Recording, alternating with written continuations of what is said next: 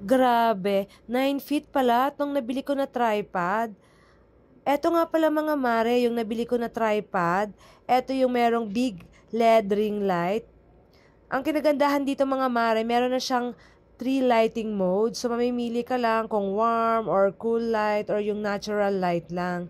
At ang kinagandahan din dito mare, eto nga pala ay meron siyang phone holder. Kaya naman very safe yung phone mo sa gitna ng ring light.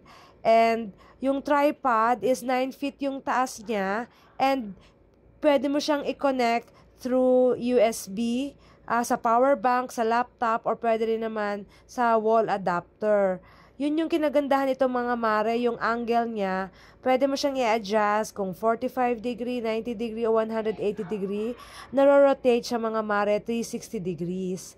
Kaya naman, nako, ito talaga yung pinakang gamit na gamit ko kasi nga mga mare, pwede mong gamitin sa live o kaya nagpa-photoshoot ka.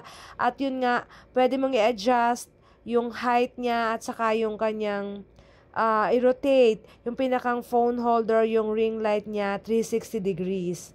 So, kaya naman mga mare, kung gusto mo na maging maganda talaga yung video mo, kailangan mo talaga mag-invest sa ganitong mga gamit para maging quality talaga yung kalalabasan ng video mo.